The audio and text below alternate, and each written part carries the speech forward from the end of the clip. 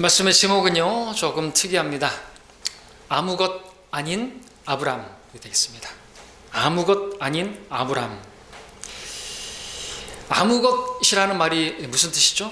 사전에 보니까 첫 번째는 특별히 정해진 것이 없는 어떤 것, 사물을 말할 때, 또 하나는 대단하거나 특별한 어떤 것을 말합니다. 대단하거나 특별한 어떤 것, 그것이 아무것이에요. 그러니까 아무것도 아닌, 그러면 이제 대단하고 특별한 게 아닌 것이 되죠. 그러니까 아무것 그러면 대단하고 특별한 것이 되는 것이죠. 오늘 처음 하신 분들도 계실 겁니다. 그래서 제가 아무것도 아닌 저라고 말하면 저는 대단하고 특별한 존재가 아니라는 것이고요. 저는 아무것입니다. 그러면 제가 대단하고 특별한 존재라는 그런 말이 되는 것이겠죠. 말씀 제목처럼 아브람은요 아무것도 아닌 그러한 사람인 것입니다. 저와 여러분과 같은, 엘리야도 마찬가지고, 사도 바울도 마찬가지고, 다윗도 마찬가지고, 다 우리와 똑같은 성정의 사람이고요. 그런 사람인 것입니다. 연약한 사람이고, 우리는 아무것도 아닌 사람이고, 우리 오직 주님만이 우리의 모든 것 되시는 분이심을 오늘 말씀을 통해서 또 보게 될 것입니다. 그래서 우리가 말씀을 통해서 계속해서 알아가는 것은요, 참으로 나는 아무것도 아니구나, 그리고 주님만이 나의 모든 것 되시는구나 하는 것을 알게 된다면, 그리고 그것을 머리로가 아니라 마음으로 알게 되면요, 그 이제 거기서부터 영적인 성장이 이루어지게 되는 것이죠. 오늘도 여러분 각자에게 하나님께서 친히 말씀해 주셔서 이 말씀이 마음판에 잘 새겨지기를 원합니다. 오늘부터 살펴보게 될 창세기 12장부터 이제 아브라함의 여정을 보게 되는데, 그 믿음의 삶을 보게 되는데, 그는 믿음의 조상이라고 불리는 그러한 사람입니다. 아무것 아닌 아브라함이 아니라 정말 대단한 사람인 것이죠. 하나님께서 하나님의 친구라고 부르시고 믿음의 조상이라고 성경에 말씀하고 있는데, 오늘 우리가 보게 되는 아브라함의 첫 부분은요, 아무것 아닌 그런 아브라함을 보게 되는 것입니다. 그리고 저와 여러분의 모습도 보게 되는 것이죠. 하나님의 말씀은 거울과 같아서 바로 우리 자신을 보게 되는데, 그 말씀을 통해서 우리는 이 구약의 말씀을 통하여 위로도 얻게 되고요, 또 소망도 가지게 되는 것입니다. 아브라함도 그렇구나 하는 것을 보게 되죠. 자, 믿음의 조상이라 불리는 아브라함. 물론 이 아브라함 이전에도 믿음으로 살았던 사람들은 있었습니다. 아벨도 그렇고, 에녹도 그렇고, 노아도 그렇고.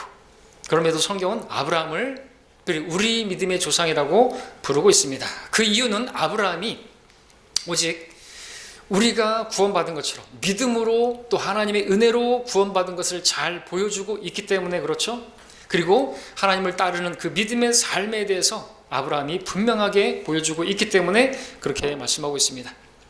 로마서 4장 16절에서는 이런 말씀이 있습니다. 그러므로 상속자가 되는 것이 은혜를 따라 되기 위해서는 믿음으로 되거니와 마침내 그 약속을 모든 씨에게 확고히 하려 함이며, 율법에 속한 자들 뿐만 아니라 아브라함의 믿음에 속한 자들에게도니라. 그는 우리 모두의 아비라. 율법에 속한 자들, 유대인들 뿐만 아니라 우리 믿음의 조상이라고 말씀하고 있습니다. 예수 그리스도를 믿는 그 믿음에 따른 그 복을 상속받게 되는 우리들, 아브라함도 하나님을 믿었더니 그 믿음을 의롭게 여기셨죠.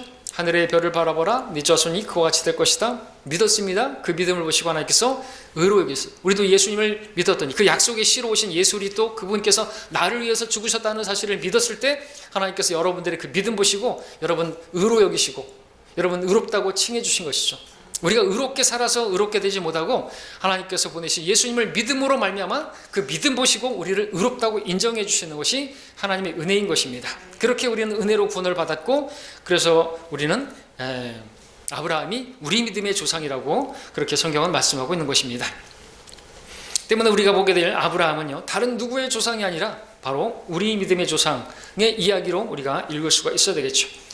앞으로 얼마간 아브라함의 이 행적을 보면서, 그의 삶을 보면서 믿음의 삶이 어떠한 것인지, 그리고 우리 하나님이 어떠한 하나님이신가, 정말 자비로우시고 은혜로우신 하나님이라는 사실을 우리가 발견하게 될 것입니다.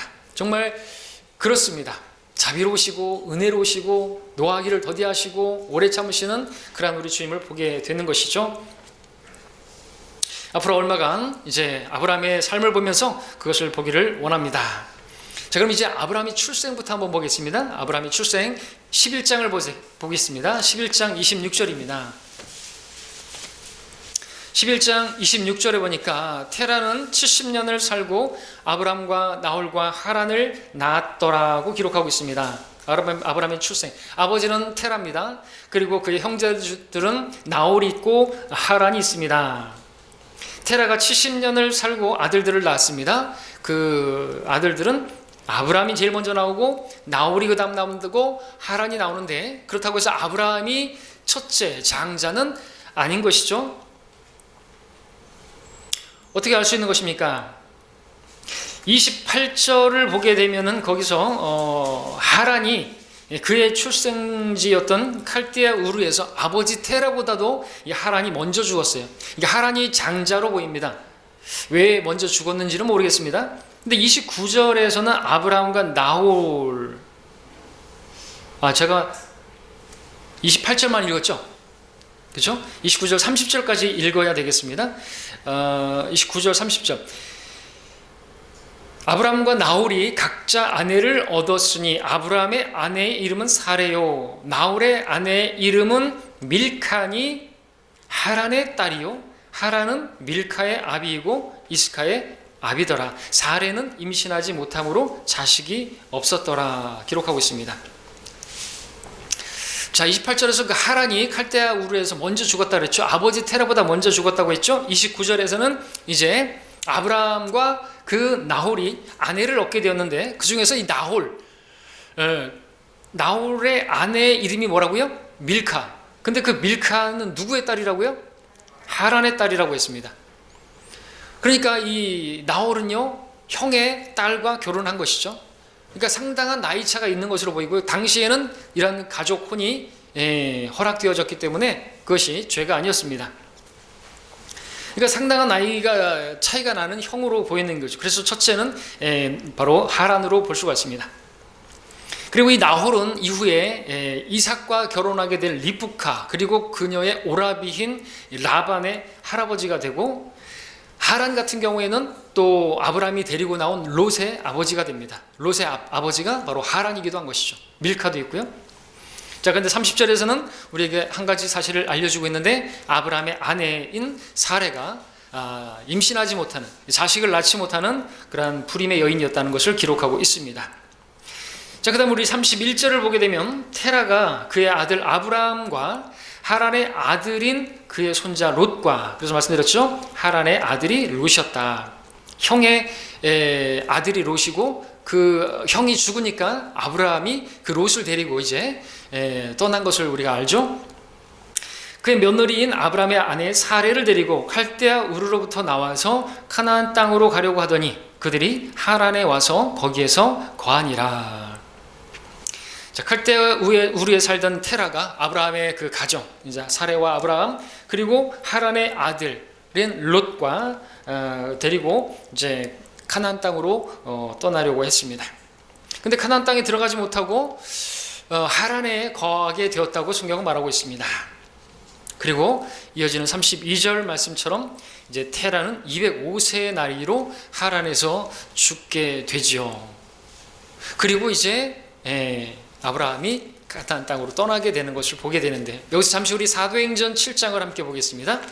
사도행전 7장 2절부터 4절까지를 보겠습니다.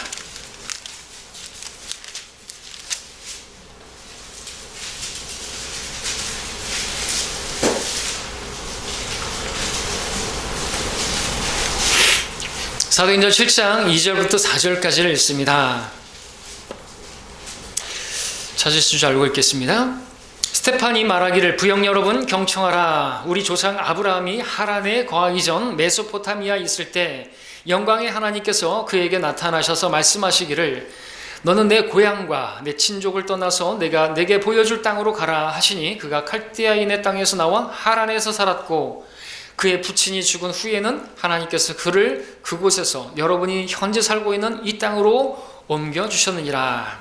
스테판이 이스라엘 백성들에게 마지막으로 한 그러한 설교 내용이죠. 그래서 아브라함이 하란에 거하기 전에 그러니까 아버지와 함께 하란으로 나오기 전에 메소포타미아 칼데아 우르에 있었을 때 영광의 하나님께서 그에게 나타나셔서 말씀하셨다고 기록하고 있습니다.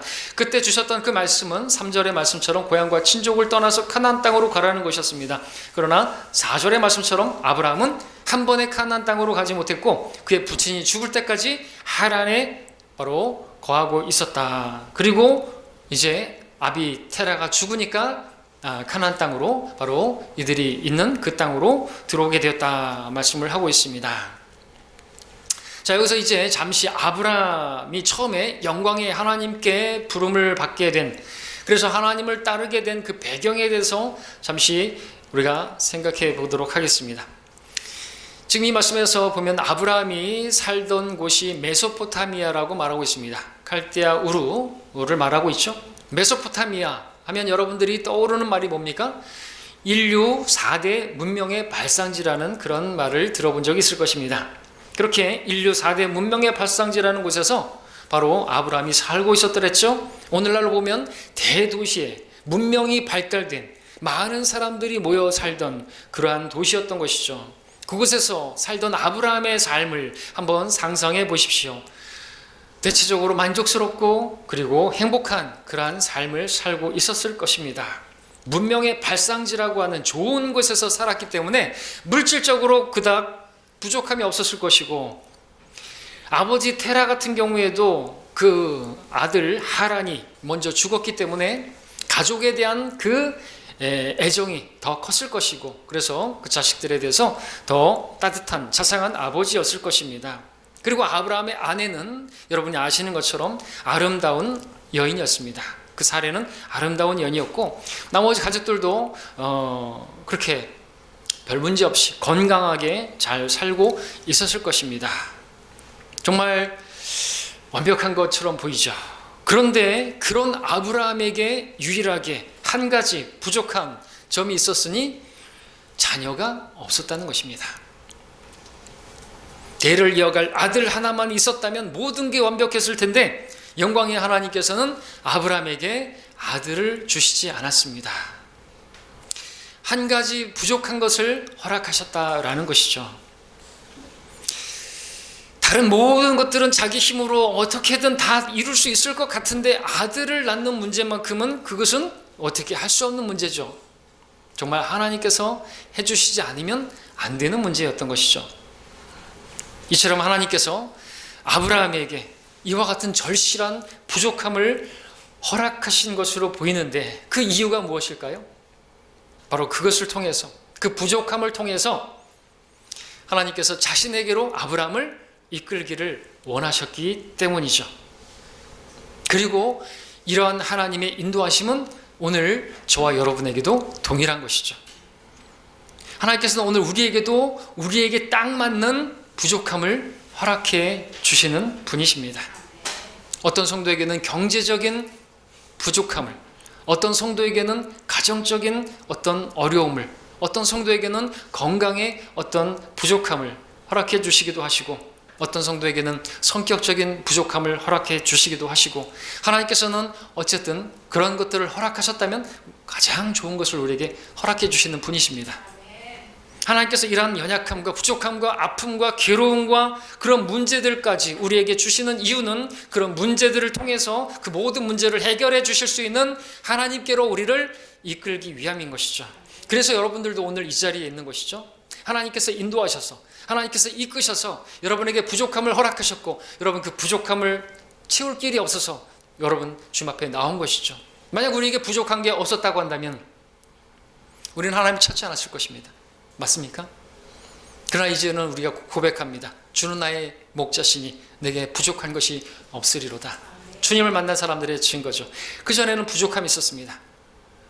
그 사마리아 여인이 우물가에서 계속해서 물을 깃고 했지만 채워지지 않는 갈증을 느끼고 있었습니다. 주님을 만났을 때 물동이를 던져버렸습니다. 해결이 됐죠. 해갈이 되었죠. 만족이 넘치게 되었죠. 자, 우리에게 정말 아무것도 부족한 것이 없고 완벽하다고 한다면 하나님을 찾지 않았을 것입니다. 라오디케아 교회들처럼 나는 부족한 게 없다, 나는 부유하고 부족한 게 없다, 그러면 주님도 버려버리는 것입니다. 교회가 그래서 주님께서 문을 열고 교회의 문을 두드립니다. 내 음성을 듣고 문을 열면 내가 그에게 들어가서 그와 함께 먹고 그도 나와 더불어 먹으리라. 부족한 게 없다면 주님을 필요로 하지 않겠죠. 그럼 우리에게는 언제나 하나님이 필요한 것입니다. 하나님께서 우리 삶에 있는 모든 문제들을 통해서 하나님 자신에게로 우리에게는 언제나 매 순간 하나님이 필요하다는 사실을 알려주시고 가르쳐주고 계시는 것이죠. 우리는 구원받을 때만 하나님이 필요한 것이 아니라 구원받은 이후로도 계속해서 필요한 것입니다. 우리가 생명을 얻을 때만 필요한 것이 아니라 그 생명을 풍성하게 누리기 위해서라도 우리는 주님, 그리고 그 목적으로 주님께서 우리 안에 거하고 계시는 것이죠. 우리 창세기 이제 12장 1, 2, 3절을 보겠습니다. 1절은 읽었는데 다시 한번 읽습니다. 주께서 아브라함에게 말씀하셨는데 너는 내 고향과 내 친족과 내 아비의 집을 떠나 내가 내게 보여줄 땅으로 가라. 내가 너로 큰 민족을 이루게 할 것이며 내게 복을 주고 내 이름을 위대하게 하리니 너는 복이 되리라. 너를 축복하는 자들에게 내가 복을 주고 너를 저주하는 자를 저주하리라. 내 안에서 땅의 모든 족속들이 복을 받을 것이라 하셨더라. 자, 여기서 우리는 처음에 하나님께서 아브라함에게 주셨던 하나님의 약속이 무엇인지를 보게 됩니다. 하나님께서 아브라함에게 주신 그 약속은 크게 세 가지인데 그것은 1절 마지막에 나오는 바로 땅이죠. 그리고 자, 하나님께서는 그리고 자손들에게 가나안 땅을 약속하셨는데 그리고 2절에서는 너로 큰 민족을 이루게 하실 것이라고 약속하셨는데 그래서 많은 자손 땅을 약속하셨고 또 많은 자손 한 글자로 하면은 씨라고 말할 수 있고 또 2절과 뒷부분 3절에 아브라함에게 복을 주시겠다고 약속하셨습니다. 그래서 하나님께서 아브라함에게 주시겠다고 하신 그 약속 세 가지는 한 글자씩으로 말하면 뭐예요? 땅, 씨, 복이 되겠습니다. 자, 아들이 한 명이라도 있으면 참 좋겠다라고 간절히 바라고 있었을 아브라함이었을 텐데 하나님께서 큰 민족을 이루게 하시겠다고 부르셨으니 당장이라도 하나님을 따라가야 되겠다. 따라가지 않아야 할 이유가 없는 그런 상황이었죠. 그 부족함을 통해서 하나님께서 이끄셨습니다. 근데 하나님의 부르심에는 이런 말씀들이 있었으니 그것은 내 고향과 친족과 아비의 집을 떠나라는 것이었습니다.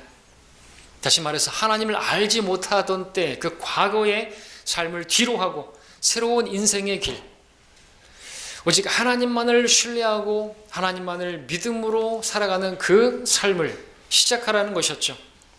이처럼 하나님을 따르는 삶은 고향과 친족과 아비의 집을 떠나는 것처럼 그렇게 떠나야 했던 아브라함처럼 오늘 우리에게도 많은 것으로부터 작별을 해야 하는 삶이라는 것을 알게 됩니다. 때로 그것이 여러분이 과거에 관계했던 친구들이 될 수 있고 과거에 여러분들이 즐기던 어떤 일들일 수 있고 또 우리 자신의 과거의 어떤 모습들이고 그런 것일 수 있습니다. 그런 것들로부터 우리가 작별을 해야 된다는 것이죠. 자, 아브라함이 결국 그 모든 것을 떠나서 하나님 앞에 새롭게 서고 새롭게 걸었던 것처럼 우리도 그렇게 과거에 내가 십자가의 죽음에 넘겨진 자로서 새롭고 살아있는 길로 오직 주님만 신뢰하고 주님과 동행하는 그런 삶을 살기를 하나님께서 원하시는 것입니다. 그렇게 우리를 인도하기를 원하시는 것입니다. 이제 4절 5절 보겠습니다. 12장 4절 5절 그러므로 아브라함이 주께서 자기에게 말씀하셨던 대로 떠났으며 또 롯이 그와 함께 갔으니 아브라함이 하란을 떠날 때 75세였더라. 아브라함이 그의 아내 사레와 그의 형제의 아들 롯과 하란에서 그들이 모은 모든 소유와 그들이 얻은 사람들을 데리고 가나안 땅으로 가려고 떠나서 가나안 땅으로 들어왔더라. 자, 하나님의 부르심에 따라 그 말씀에 따라 고향을 떠나 가나안 땅으로 들어왔습니다. 처음에 칼데우를 떠나서 하란에 머물렀지만 아버지 테라가 죽은 후로는 하란을 떠나서 이제 가나안 땅에 마침내 들어오게 되었습니다. 자, 아브라함의 순종 우리가 보건대 완전한 순종이 아니었죠. 하나님께서 말씀하셨던 처음 말씀 그대로의 그러한 순종은 아니었던 것입니다. 아비를 떠나라고 했는데 아비와 함께 왔고 하란에서 아버지가 죽자 이제 가나안 땅으로 떠나게 되는데 떠날 때 또 친족을 데려가네요. 그 친족이 누굽니까? 바로 롯이죠. 부분적인 순종을 우리가 보게 되는 것이죠. 그러니까 아브라함도 참 부족한 사람이라는 것을 보게 되는 것입니다. 믿음의 조상답지 않은 모습을 보게 되는 것이죠. 그러니까 처음부터 그렇게 온전한 순종을 하는 그런 하나님의 사람은 없는 것을 보게 되는 거죠. 자, 친족 롯을 데려갑니다. 친족도 떠나라고 했는데 그러면 아브라함이 왜 친족인 롯을, 조카 롯을 데려간 것입니까? 롯이 너무나 어려서 돌봄이 필요한 그런 나이에 그런 조카라서 데리고 나온 것입니까? 아니죠. 우리가 보건대 그는요 아주 장성해 있었습니다. 롯이 소돔에 들어가서는요 두 딸이 이미 시집 가 있었고 두 딸은 처녀로 있었고 그만큼 아주 장성해 있었던 그런 사람이 롯이었습니다. 그렇다면 아브라함이 롯을 데리고 그렇게 떠난 이유가 무엇입니까? 왜 하나님께서 약속하신 그곳으로 떠나기는 떠나는데 친족을 함께 데리고 간 것입니까? 그 이유는 아브라함의 믿음이 아직도 부족했기 때문에 그렇죠. 우리도 믿음이 부족하기 때문에 하나님께 온전히 순종하지 못하는 것이죠. 혹시라도 하나님께서 약속하신 그 아들을 주시지 않는다면 조카 롯을 자기의 상속자로 삼고자 하는 플랜 B, 두 번째 비상대책을 세운 것이죠. 롯은 먼저 떠나간 형 하란의 아들로서 지금 상황에서는 아브라함의 아들이나 다를 바가 없다고 할 수 있습니다. 그러므로 아브라함은 언제라도 롯을 상속자로 세울 준비가 되어 있었던 것이죠. 이처럼 오늘 우리도 하나님을 따른다고 하면서 하나님을 믿는다고 하면서 혹시나 하는 마음에 내 계획이 있고 하나님께서 주시지 않으면 내 나름의 그러한 비상대책이 또 계획해 놓은 그러한 계획들이 있는 것을 보게 됩니다.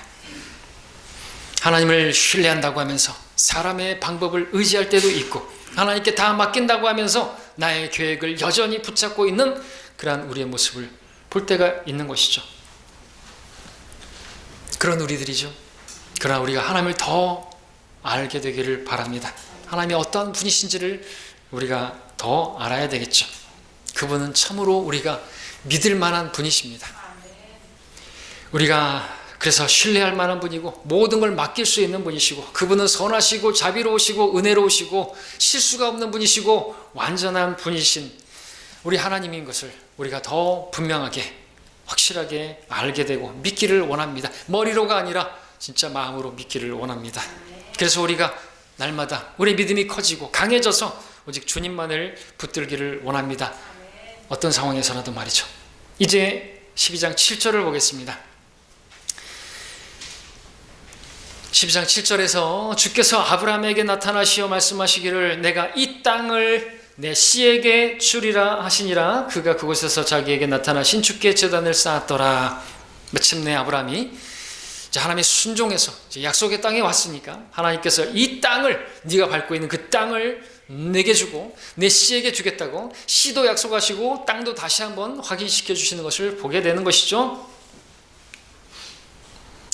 그래서 감사를 드리고 제단을 쌓았습니다. 자, 그런데 말입니다. 10절을 보겠습니다. 12장 10절에서 그 땅에 기근이 있으므로 아브라함이 이집트로 내려가 거기에 기거하려 하니 이는 기근이 그 땅에 심하였습니다. 자, 아브라함이 약속의 땅에 왔어요. 하나님께서 다시 한번 약속을 주셨습니다. 이 땅을 너에게 줄 것이다. 내 씨에게 줄 것이다. 약속하셨던 그 아들도 주겠다는 말씀이죠. 자, 그렇게 약속의 땅 카나안에 왔으니 하나님께서는 이제 당장에라도 아브라함에게 그 씨를 줄 거라고 아들을 줄 거라고 분명히 기대를 했을 것이고 이제 복이 넝쿨째 굴러 들어올 것으로 예상을 했었을 터인데 참으로 이상한 일이 벌어지고 말았습니다. 하나님께서 약속하신 그 땅에 기근이 그것도 아주 심한 기근이 임한 것이죠. 하나님께서 부르시고 인도하신 땅이라고 한다면 정말 젖과 꿀이 흐르는 땅이고 부족함이 없는 풍성한 땅이어야 하는데, 그리고 그 가운데서 만족하며 행복하기만 해야 할 것 같은데 이게 이상하네요.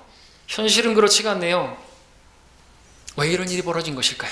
물론 이것은 어쩌면 부분 순종에 의한 롯을 데리고 나왔기 때문에 벌어진, 하나님께서 벌 주신 것으로도 생각해 볼 수가 있겠지만 정확한 건 알 수가 없겠죠.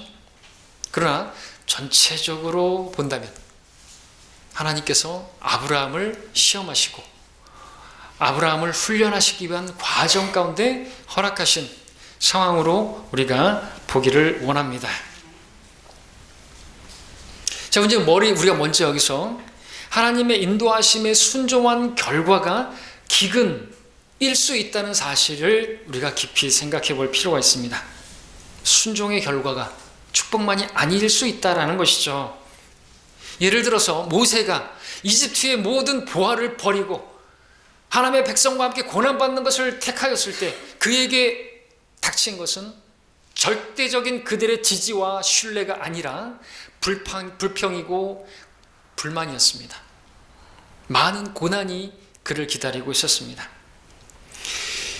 요셉이 포디발의 아내의 그 죄의 유혹을 날마다 뿌리치고 죄에서 승리한 결과 그에게 주어진 것은 감옥이 기다리고 있었습니다. 스테판이 성령으로 충만해서 하나님 말씀을, 복음을 선포했을 때 그에게 임한 것은 돌에 맞아 죽는 것이었고, 바울과 실라가 복음을 전파했을 때 그들에게 주어진 것 역시나 감옥이고 채찍이었고 매맞음이었습니다.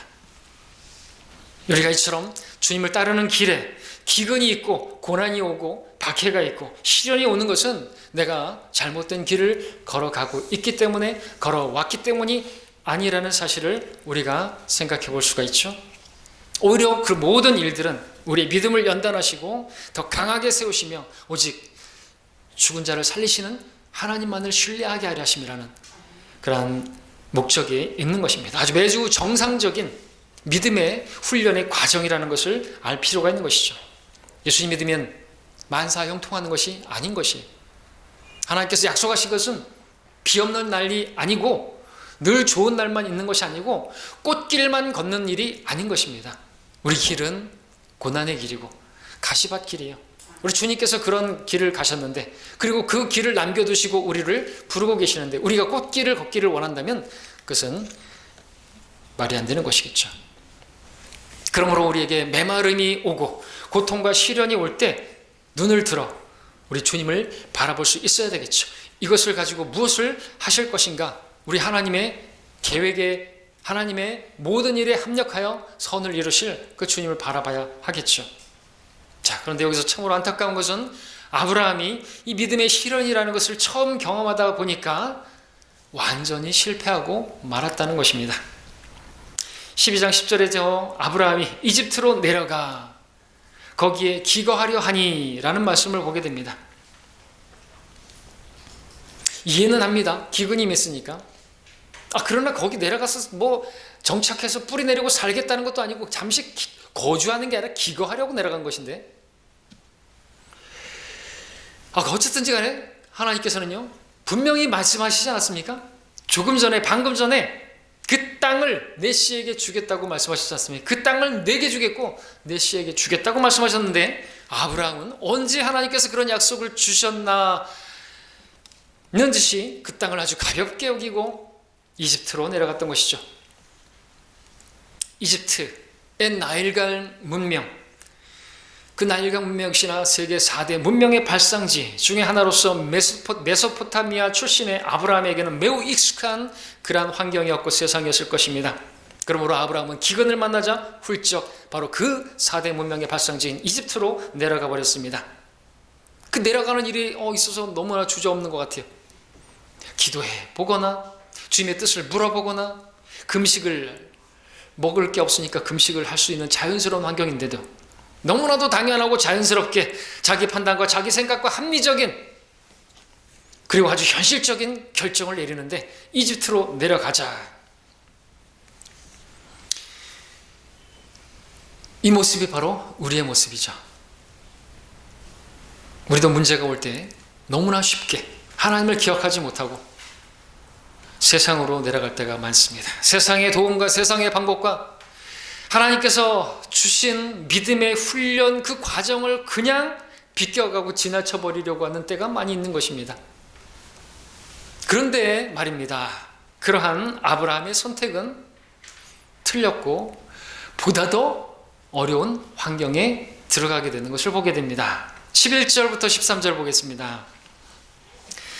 그가 이집트에 가까이 와 들어가게 되었을 때 그가 그의 아내 사라에게 말하기를 이제 보라 당신은 보기에 아름다운 여인임을 내가 아나니 그러므로 이집트인들이 당신을 보고 말하기를 이 여자가 그의 아내라 하고 그들이 나는 죽이고 당신은 살려둘 것이라 내가 부탁하노니 당신은 나의 누이라고 말하라 그리하면 내가 당신으로 인하여 안전할 것이며 내 혼이 당신으로 인하여 살리라 하더라.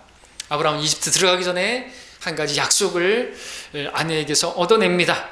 이집트인들이 두 사람의 당신과 나의 관계를 부부관계로 그렇게 알지 못하도록 오빠 동생 관계로 알도록 그렇게 하자고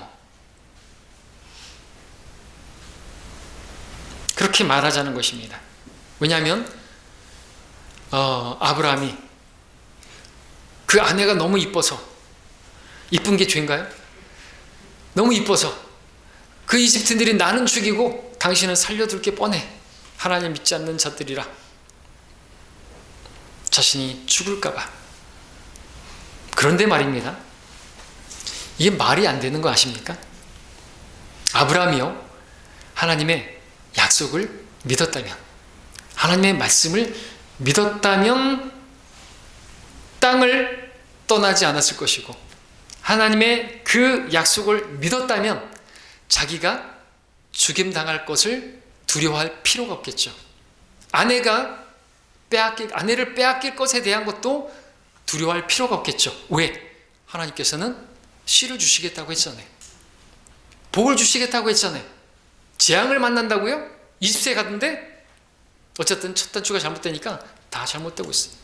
정말 하나님의 약속을 믿는 구석이 하나도 안 보이네요. 하나님께서 약속하신 세 가지 땅, 씨, 복 주셨나? 다 잃어버리고 마는 거죠.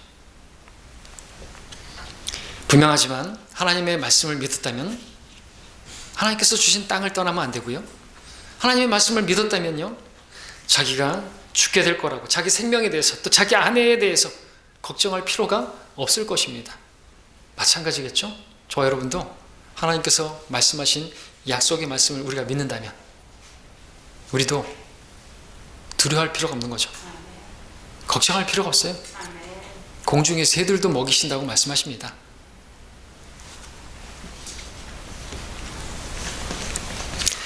자, 하나님께서 분명히 아브라함에게 세 가지 약속하셨으며 땅, 씨, 복을 주겠다고 약속하셨습니다. 그러나 지금 아브라함의 모습은 그 세 가지 약속 중에 어느 것 하나 제대로 믿는 구석이 하나도 없어 보입니다. 아브라함은 자신의 방법, 자신의 지혜대로 기근을 피해서 생명을 보존할 수 있는 이집트로 왔지만 또 다른 위험과 공포에 직면하고 말았습니다.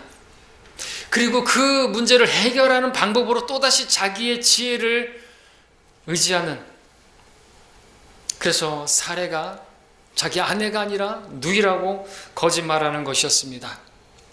이제 14절부터 16절까지 보겠습니다. 아브라함이 이집트로 들어왔을 때 이집트인들이 그 여인을 보았더니 그녀가 심히 아름다운지라 파라오의 고관들도 그녀를 보고 파라오 앞에서 그녀를 칭찬하며 그녀를 파라오의 집으로 데려왔더라. 파라오가 그녀 때문에 아브라함을 잘 대접하니 아브라함이 양과 소와 수나기와 남종들과 여종들과 남나기와 낙타들을 얻었더라. 아브라함이 추측했던 대로 아름다운 사례의 미모 때문에 이집트인들의 주목을 받게 되었고 결국 파라오와 사례의 어떤 혼인식이 이루어지는 것 같은 그런 상황이 벌어지게 되었죠.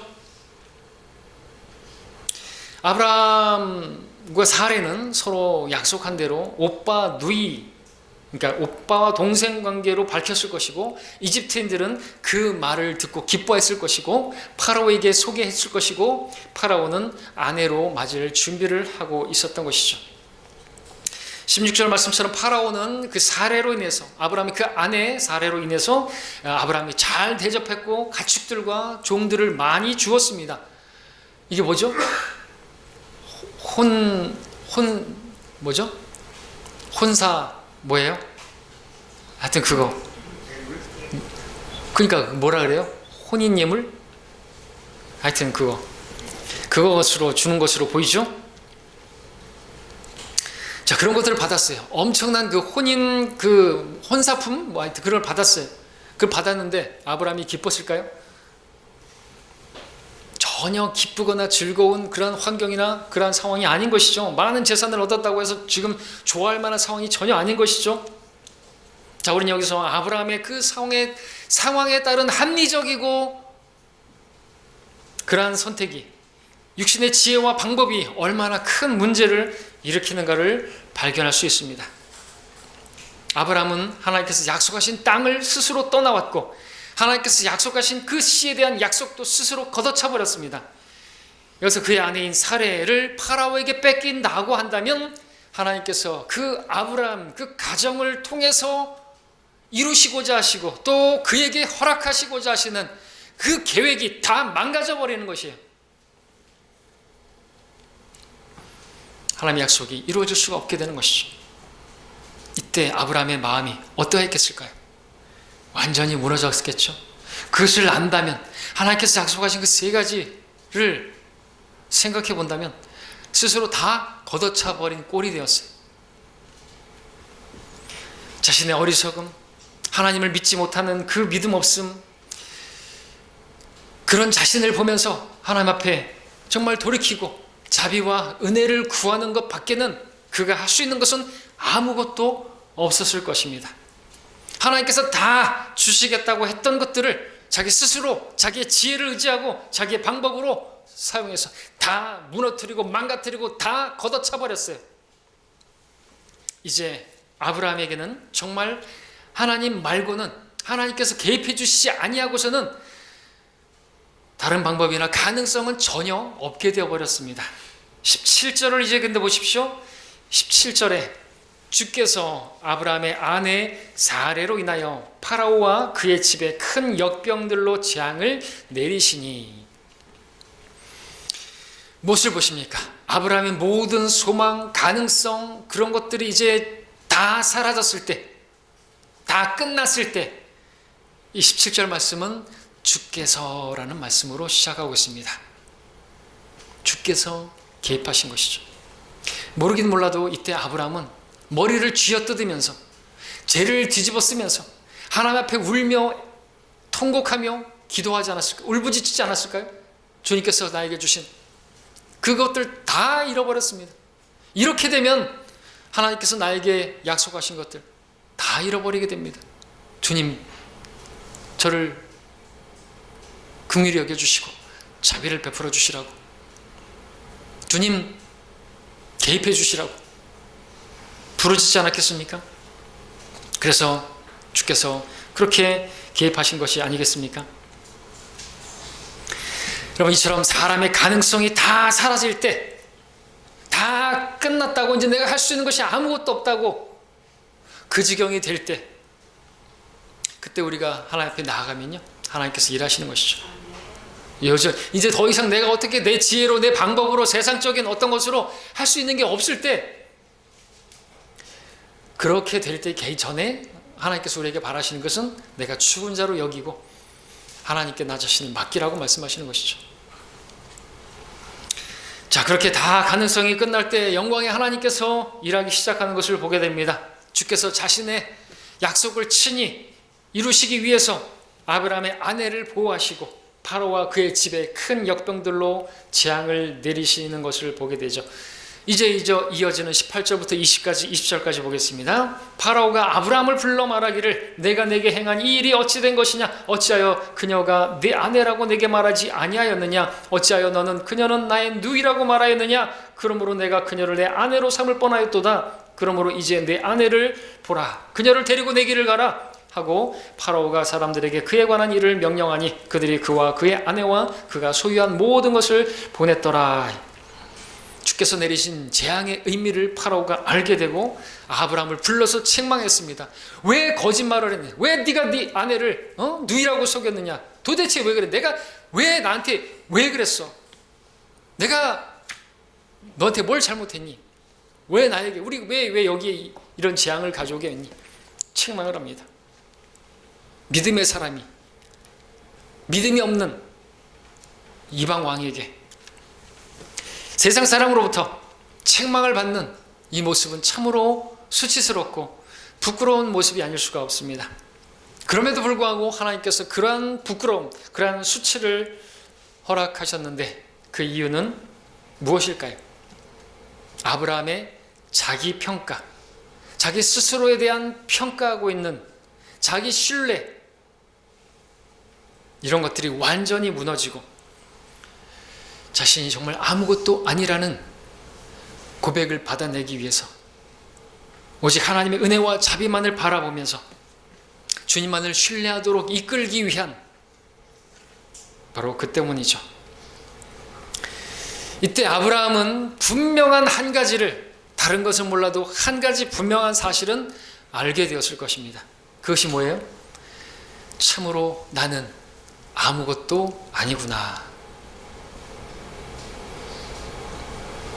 여러분, 다윗도 이방 왕 앞에서 수염에 침을 질질 흘리며 대문짝을 긁으면서 시선은 어딘가를 이렇게 멍하게 쳐다보면서 침을 질질 흘리면서 미친 사람처럼 그렇게 행동하고, 그렇게 해서 자기의 그런 방법으로, 그런 지혜로 겨우 목숨은 부지했지만 그가 아둘람 굴에 들어가서 어땠을까요? 울면서, 그리고 분명히 하나 깨달았겠죠. 참으로 나는 아무것도 아니구나. 나는 아무것도 아니고 내가 무슨 특별하고 내가 대단한 존재가 아니구나. 아무것이 아니구나. 특별하고 대단한 게 아니에요. 베드로는 어땠을까요? 주님을 3번이나 부인하기 전에는 자기가 특별하고 대단한 것처럼, 아무것이나 되는 것처럼 다 부인한다 할지라도 나는 부인하지 않겠습니다. 그러나 작은 소녀 앞에서 3번이나 부인하고 맹세하고 저주하고, 그리고 나서 나가서 비통하게 울면서 그가 했던 고백이 무엇일까요? I am nothing. 나는 아무것도 아니구나. 우리도 마찬가지입니다. 여러분이 대단하고 특별하다고 생각하지 마세요. 우리는 아무것도 아닙니다. 특별히 우리에게 사랑이 없으면 아무것도 아니라고 말하고 있습니다. 내가 부르심을 받은 것이, 오늘 저와 여러분이 이 자리에 있는 것이 여러분이 대단해서 특별해서가 아님을 고백할 수 있기를 바랍니다. 예수님을 그냥 믿었더니 그 믿음 보시고 여러분 의롭다고 그냥 칭해 주신 거예요. 하나님이 자녀라고 그렇게 하나님 삼아 주신 거고 우리를 품어 주시고 계시는 거예요. 그렇게 하셨지만 우리는 살면서 여전히 아브라함처럼 내 지혜로, 내 방법으로 2번째 방법, 3번째 방법 다 가지고 있고 그런 계획을 가지고 내 지혜로 여전히 살아갑니다. 믿음 없는 모습, 하나님께서 주시고자 하시는 복이 있고 영광이 있는데 그 영광이 하나님, 그 영원한 영광을 바라보지 못하고 그냥 순간순간 위기를 모면해 보려고 하나님의 계획을 다 제껴버리고 그 정금 같은 믿음을 위해서 하나님께서 허락하시는 시련 같은 것도 그냥 걷어차버리고 그럴 때가 많은 우리들 아닙니까? 자, 기억하십시오. 아브라함이 뭐 대단해서 그 부름받은 게 아니고 선택받은 게 아니고 어떤 자격이 있어가지고 하나님께서 그를 부르신 것이 아닌 것이, 그는 분명히 그렇게 고백했을 것입니다. 나는 나 아무것도 아니요 나의 나 된 것은 하나님의 은혜구나. 바울과 같이 고백을 했을 것입니다. 하나님의 은혜로 내가 된 것이었구나. 그리고 하나님의 은혜를 구했겠죠. 우리도 이러한 하나님, 이러한 믿음의 길을 보다 더 분명히 알고 나를 부인하고 오직 주님만 자랑하며 나아가기를 원합니다. 자, 오늘 우리는 창세기 11장, 12장에 나타난 아브라함의 모습을 보았습니다. 그 첫 부분을 보았습니다. 아브라함의 하나님, 영광의 하나님이셨습니다. 오늘 우리를 부르신 하나님, 영광의 하나님이십니다.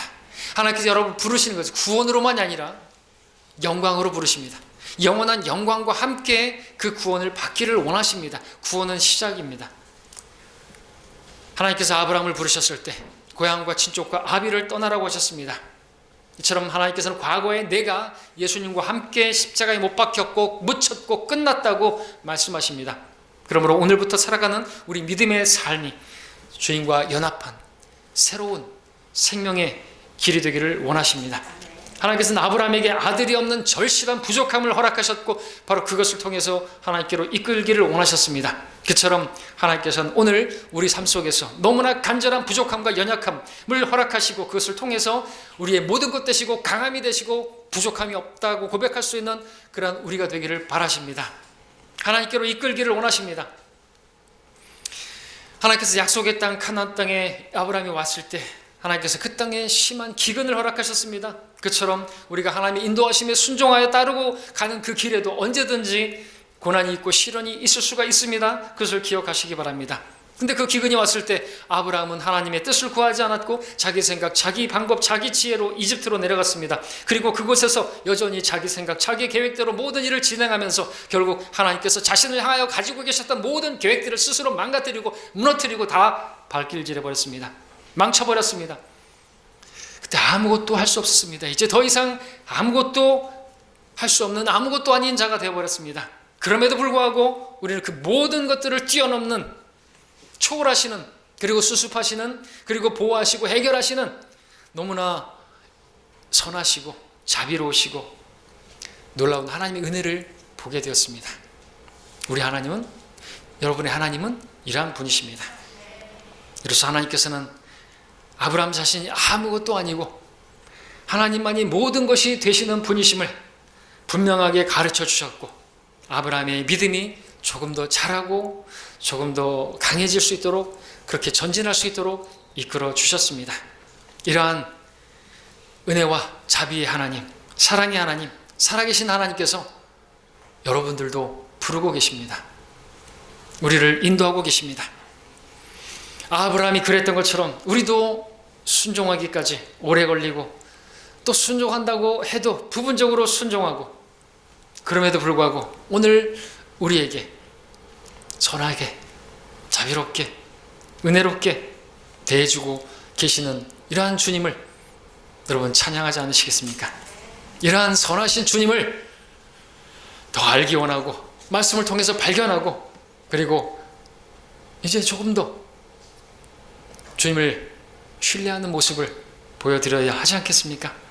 조금씩 나 자신을 향한 신뢰, 나의 방법, 내 비상대책, 내 계획을 의지하던 모습에서 오직 살아계신 하나님을 신뢰하는 그 믿음으로 나아가는 저와 여러분이 되어야 하지 않겠습니까? 그런 우리가 되기를 바랍니다. 기도하겠습니다.